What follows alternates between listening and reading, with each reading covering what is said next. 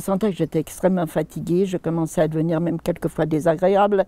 Il fallait que je trouve quelque chose. Quelquefois la fatigue, j'en aurais pleuré. On sentait tout à coup ce besoin d'aller ailleurs, d'aller ailleurs, d'aller ailleurs. Aujourd'hui, il n'y a aucune possibilité d'avoir une prise en charge comme elle existe ici. L'engagement que l'on a pris, c'est de donner la possibilité à l'aidant d'accéder au répit. Mais l'aidé aussi est en vacances. Vous venez en vacances au même endroit et ce sont des professionnels qui vont prendre en charge la personne dont vous vous occupez au quotidien. Ce qui va vous rassurer, ce qui va vous sécuriser et ce qui va vous encourager à faire confiance, à vous occuper de vous et à confier l'autre. Il faut de temps en temps oublier qu'on soit indispensable pour passer à autre chose. Ce qui ne vous empêchera pas, puisque vous êtes au même endroit, de vous retrouver, de partager des moments, de partager des activités, de faire des choses ensemble. On a retrouvé l'idée de vacances, et puis qu'on se fasse un peu chouchouter. C'est du repos, et puis c'est surtout ne pas avoir à m'occuper de mon mari. Déjà, je commence à avoir un petit peu moins mal au dos. Je n'ai plus à soulever mon mari je ne sais combien de fois par jour.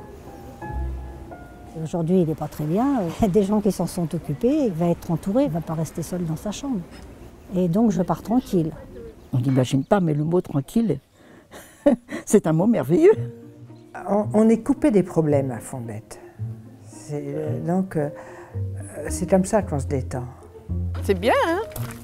Voilà, je vais promener le gosse. Hein. Ok, il est bon. Avec ça, Oui, avec ça, ça va, mais... Ça ou un débardeur. Un déambulateur. Un débardeur. Ça m'apporte que j'ai pu aller en vacances, quoi. Parce que oui, pour nous, c'est des vacances ici, parce qu'on ne peut plus aller nulle part sans ça. Aller à l'hôtel, il faut que quelqu'un lui fasse sa toilette le matin, le lait, le soir le coucher. Ici, on a tout sur place. Hein. J'avais envie d'être réellement en vacances de tout.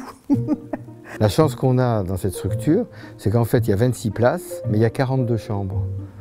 Donc ça donne une grande souplesse pour pouvoir organiser l'hébergement comme le veulent les personnes. Soit elles vont partager la même chambre, soit elles vont être dans des chambres séparées. On n'est pas dans la même chambre. Francis a une chambre avec un lit médicalisé et moi j'ai la chambre à côté. Parce que je vois plusieurs fois, ils sont venus te soigner la nuit. Donc moi, s'ils me réveillent la nuit, je ne dors plus, alors ça ne serait pas du repos. Ça, c'est un gros plus. On dort vraiment. Je sentais qu'elle était beaucoup plus détendue. C'est pas du tout une maison où on est confiné, on partage plein de choses, hein, c'est formidable. Hein. On a eu déjà des groupes de dames qui partaient faire du shopping à Tours ou sortir le soir. Elles ont besoin de prendre du bon temps, de penser à autre chose que la maladie. Et en général, les personnes y arrivent bien. Ça a été? Vous n'avez pas pris l'eau? On a le temps de prendre le temps avec les gens. C'est ça, hein, que partout on ne l'a pas. Et là, on a cette disponibilité-là. L'accueil. On arrive, on a un grand sourire. J'attache beaucoup d'importance en termes de recrutement à vraiment sentir s'il y a vraiment cette envie d'échanger et de partager. L'accueil, c'est un échange. C'est un bonjour, c'est un sourire. On ne peut pas accueillir sans avoir envie de rencontrer.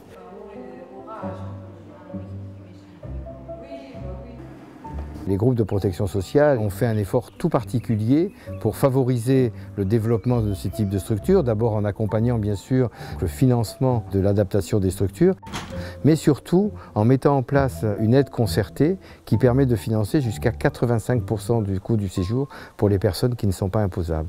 Ah ben, ça me permet de me libérer, hein. Libérer, changer d'air. Ce sont des vacances. Sur le plan établissement, c'est magnifique. Sur le plan personnel, idem. Sur le plan repas, pareillement. Ah, ici, on mange très bien. Ils sont agréables, ils sont gentils. Donc, c'est un plaisir d'aller les voir. On a eu une formation pour les régimes spéciaux. Donc là, actuellement, on a eu une dame sans gluten, les régimes les diabétiques, les sans sucre, sans sel. On s'adapte. On mange très bien, puis il y a de l'aide pour faire manger les personnes qui ont vraiment des difficultés. On mange toujours avec les personnes. En fait, on essaye de de se positionner en fonction des besoins des personnes. Et les personnes qui ont besoin qu'on les aide pour porter l'aliment à la bouche, ou d'autres qui ont besoin qu'on prépare à la table, ou qu'on soit juste là pour une surveillance. Donc ça fait partie de notre travail et c'est des bons moments d'échange. Ça a l'air bon. Notre accompagnement ne se fait pas qu'au niveau de la toilette, l'accompagnement se fait sur toute la journée. Chez nous, je suis toujours derrière lui, je ne vis pas. J'ai pas peur ici, j'appuierai sur le 1, je sais qu'il est déjà tombé 2 fois. J'ai eu appelé le 1, on est venu tout de suite le relever. Parce que c'est des chutes, il fait des chutes. Tandis que chez nous, j'ai toujours peur. Idéal, idéal. Tous les jours, il y a quelque chose, oui. Il y a des sorties, on fait ce que l'on veut. Si on veut rester à se reposer, on reste. Il y a toujours une occupation, si l'on veut. Il y a de la sophrologie, il y a de la gym douce. Et quand vous soufflez, vous essayez de souffler comme si vous soufflez dans une paille.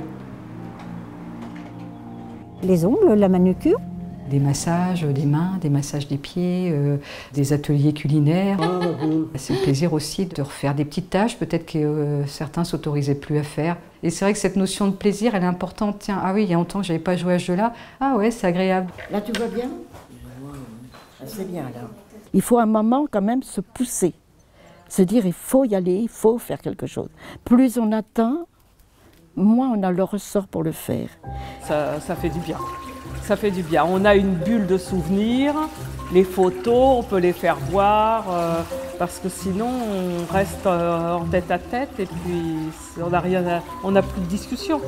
On fait le vide autour de soi. Dans une structure comme celle-là, on va pouvoir vaincre cette solitude, échanger avec d'autres, partager et quelque part aussi relativiser, parce que c'est toujours plus compliqué pour d'autres que ça peut l'être pour soi-même. J'avais peur que ce soit triste. Et au contraire, de trouver tous ces vieux couples, je trouve que c'est merveilleux, moi. Ça m'a donné quelque chose de positif.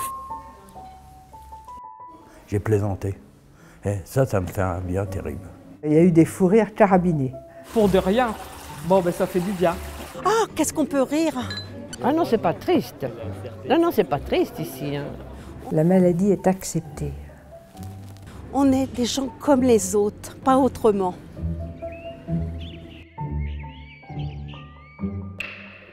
Ça m'a fait beaucoup de bien. J'ai l'impression que j'ai un visage qui est plus sympa aujourd'hui qu'il y a 8 jours. Ça va donner des idées pour d'autres choses à faire après. La piscine, pourquoi ne pas essayer de trouver un système pour qu'ils puissent de temps en temps faire cette piscine? Je n'avais pas pensé avant. C'est énorme, énorme.